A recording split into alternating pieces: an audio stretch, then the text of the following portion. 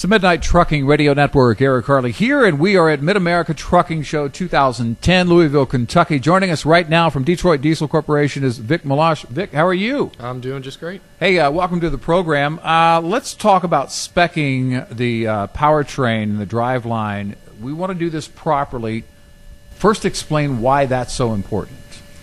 Well, it's important because every engine manufacturer has a so-called sweet spot for fuel economy that you want to basically be operating for the most time possible over the road in that sweet spot to get your best fuel economy. Right. Now, what has changed in the past few years as far as the science, the details about speccing?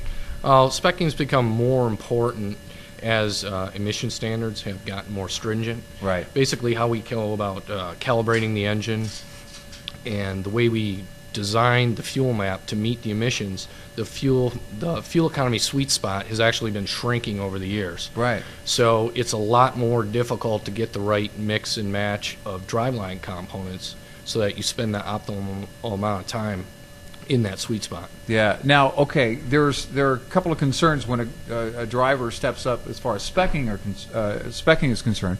Fuel economy, of course, and then performance. So are there any general rules here, any specifics that they need to follow when speccing for performance versus fuel efficiency?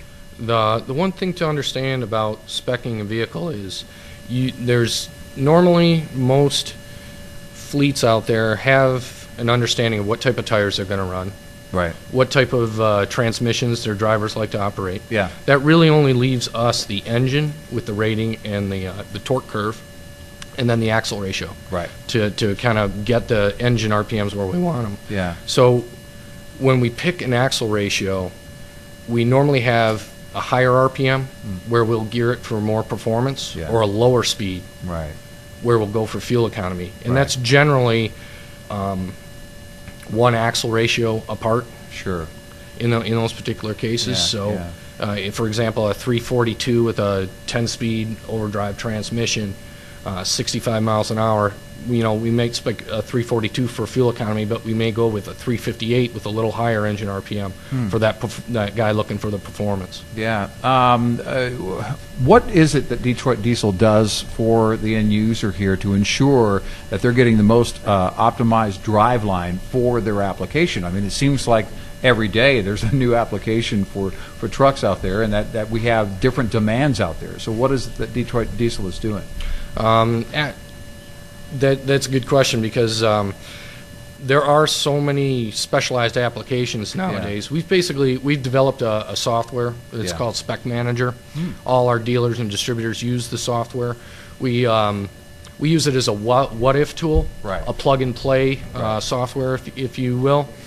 We can basically build the unit, the truck drivetrain combination in the computer first and run simulations and predict the performance and the fuel economy for the user before he even orders his vehicle. Wow. It's interesting the age that we live in today, because the trucks of today are nothing like what they were, just a decade ago. It's just amazing the technology that goes in to the trucking industry. Let alone the amount of engine parameters that are customizable now today. We can program in progressive shift schedules. Right. We're working with the electronic, the AMT transmission manufacturers to customize shift schedules specifically for our engines. Wow.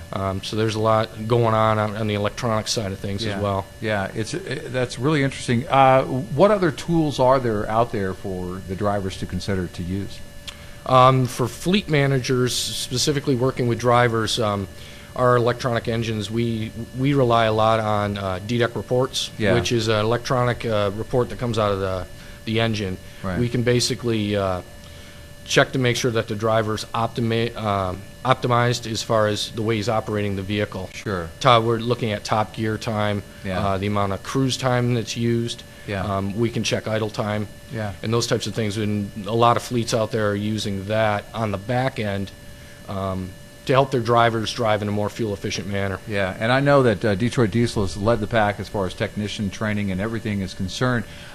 But certainly there's training on the other side of it, and that is for the end user. As we get all this information, it's implementing this information into kind of a new style of driver, learning exactly what's going on as far as the operator of that engine is concerned. Absolutely, absolutely. The fleets out there are spending a lot of time up front to ensure that they have the most fuel-efficient spec when they go to order a new tractor.